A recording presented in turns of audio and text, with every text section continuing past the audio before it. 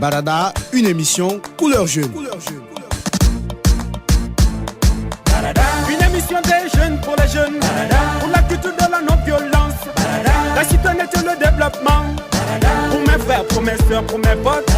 Une émission des jeunes pour les jeunes, pour la culture de la non-violence, la citoyenneté et le développement, pour mes frères, pour mes soeurs, pour mes potes. Barada pour des jeunes, Barada avec les jeunes, Barada couleur jeune, émission couleur jeune, Barada. Ce programme est de Search for Common Ground avec l'appui de la Banque mondiale. Chers amis, fidèles auditeurs, une fois encore, je suis très heureux de vous retrouver nombreux à l'écoute de cette émission. Barada, comme vous le savez, est un espace où nous traitons du quotidien de la jeunesse de notre chère Guinée. L'achat de diplômes falsifiés, causes et conséquences de cette pratique, tel est le principal sujet auquel Barada consacre ses 15 minutes cette semaine. Jérôme, un jeune au chômage, peine à trouver un emploi depuis la fin de ses études supérieures. Chose qui fait de lui un galérant nourri de colère quand il voit ses camarades de promotion qui ont abandonné très tôt les études accéder à des emplois qualifiés à travers des diplômes falsifiés. Il a d'ailleurs une histoire à nous raconter à ce sujet. Suivez et on se retrouve juste après. Franchement les gars, je vous assure que ça ne va pas. Je galère très fortement aujourd'hui. J'ai une amie qui a été intégrée dans une grande société de la place par son copain qui était bien placé. Mais ce qui m'a beaucoup touché, c'est la fraude qui a entaché son recrutement. Cette fille a étudié avec moi. Je la connais très bien. Elle s'appelait Martine. Elle ne s'est limitée qu'en 11e année.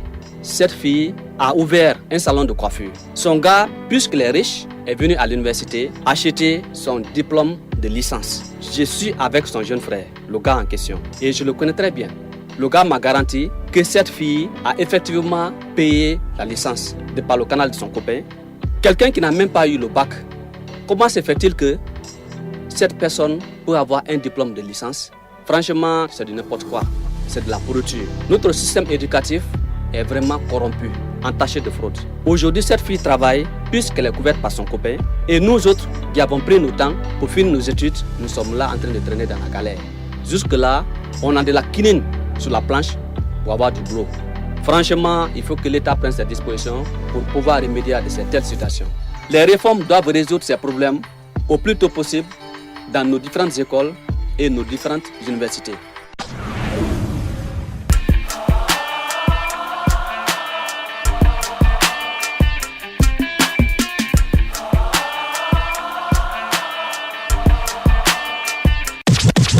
Chers potos, la colère de Jérôme semble être justifiée car il y a quelques mois, lors d'un recrutement à la fonction publique, plus de la moitié des dossiers soumis contenaient des documents falsifiés. Nous allons à présent écouter la deuxième rubrique de Barada. Ce talk show est animé par Abdourahmane Bari. Il a pour invité Joseph et Kébé, tous jeunes de Nzérékoré. Suivez et on se pince juste après.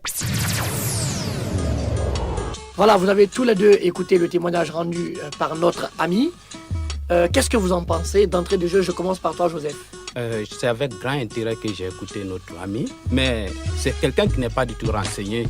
Et lui-même, il vient de témoigner qu'il a étudié avec la fille, puisqu'il est en train de galérer aujourd'hui et la fille évolue très bien. C'est pourquoi il est jaloux contre la fille. Ok, ça c'est ton point de vue à toi, Joseph. On va écouter aussi Kébé. Qu'est-ce que tu penses de cette histoire, Kébé? Moi, je vais te dire qu'il n'est pas jaloux de rien parce qu'il a vécu les faits. De nos jours, nous connaissons dans les universités, c'est peu de personnes qui passent par la voie normale. Il y a d'autres, ils vont carrément tendre 1 million, 2 millions au recteur.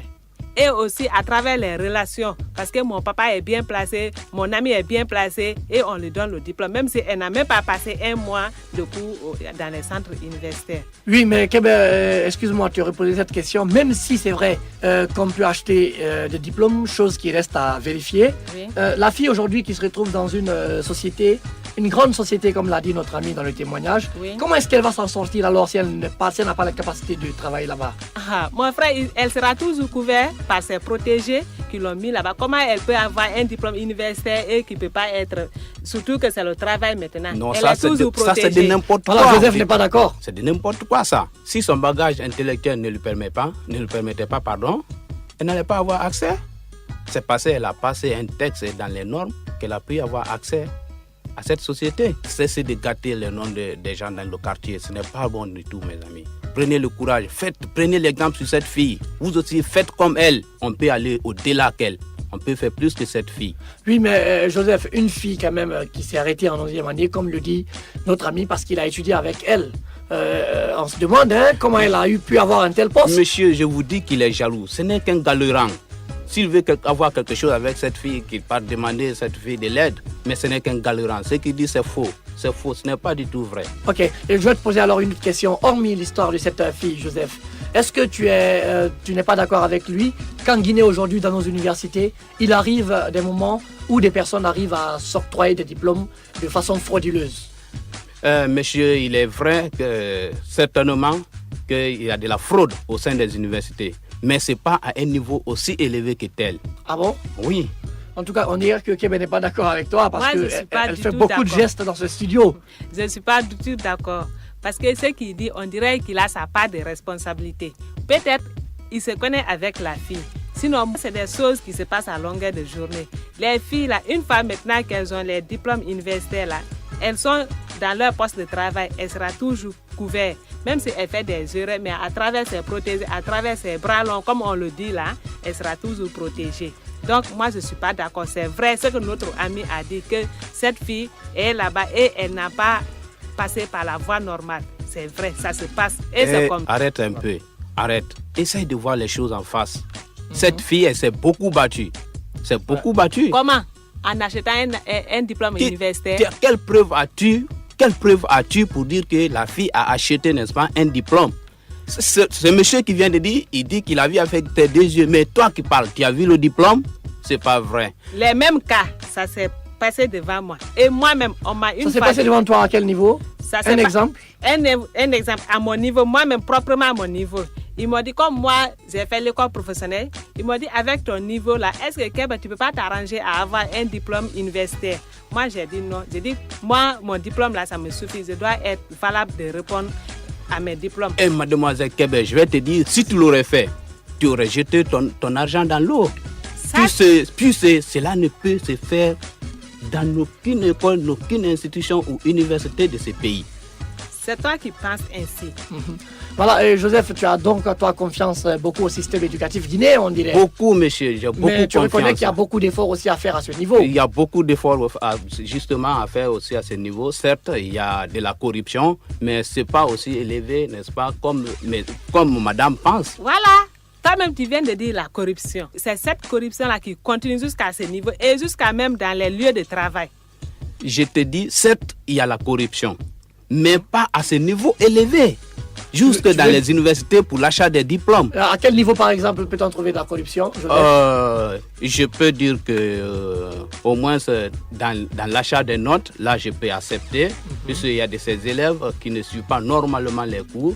Ils viennent voir les maîtres pour s'acheter, pour les octroyer, n'est-ce pas, des notes. Là, avec un 10 000, un 20 000 francs, tu peux avoir une bonne note.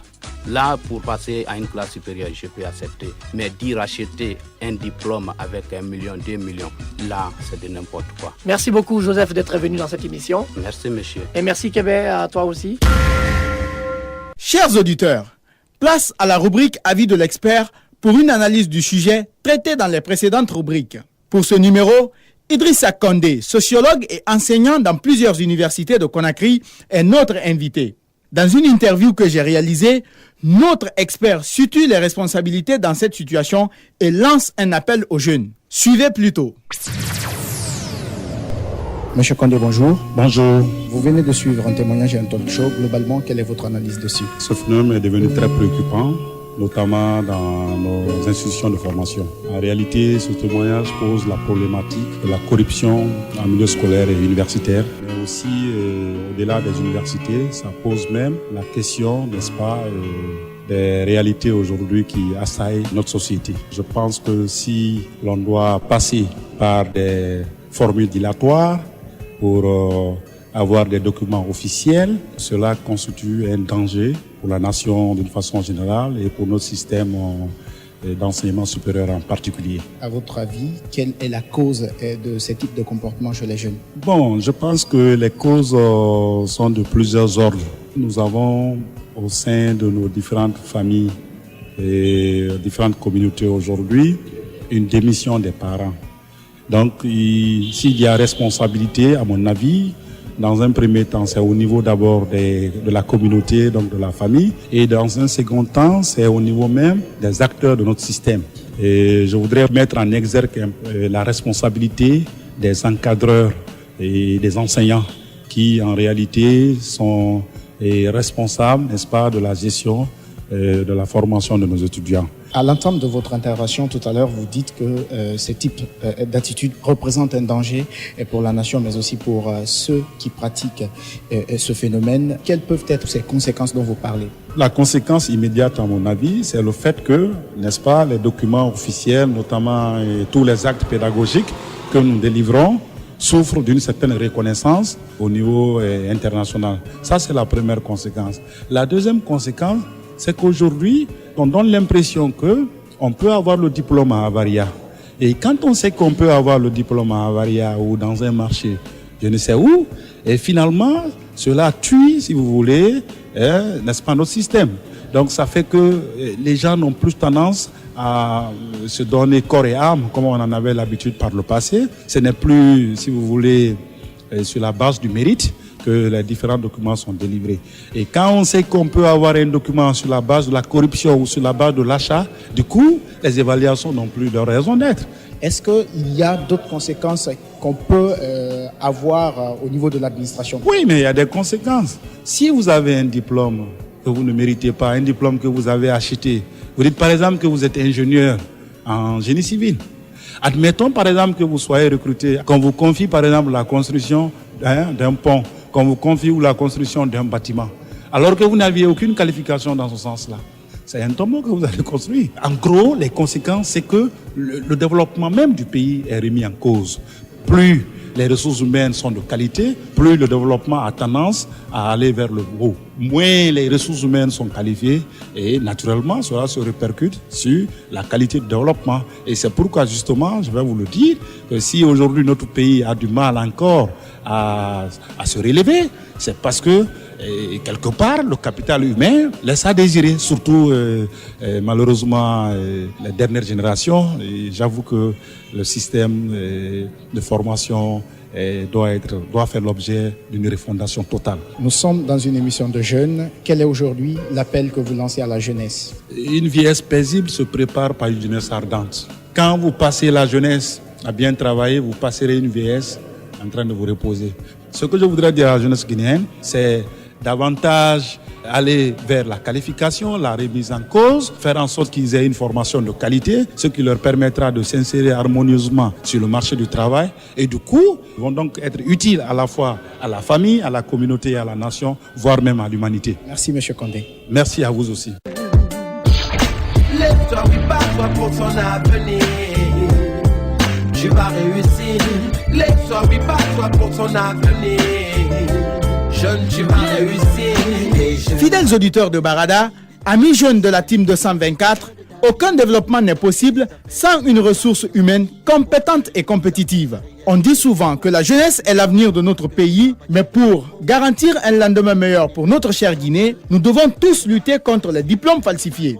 Ce, pour une Guinée émergente avec des cadres bien formés. Fini cette émission, on se retrouve la semaine prochaine pour une autre aventure de votre magazine aux couleurs jeunes. El Proximo. Une fois, il faudrait ouvrir un peu plus son esprit. Lève-toi, oui, bats-toi pour son avenir. Tu vas réussir.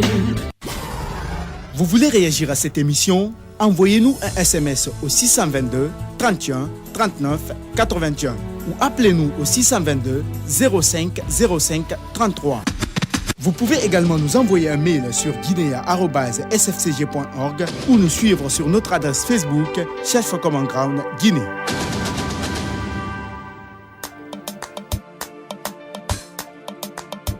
Barada, une émission couleur jeune.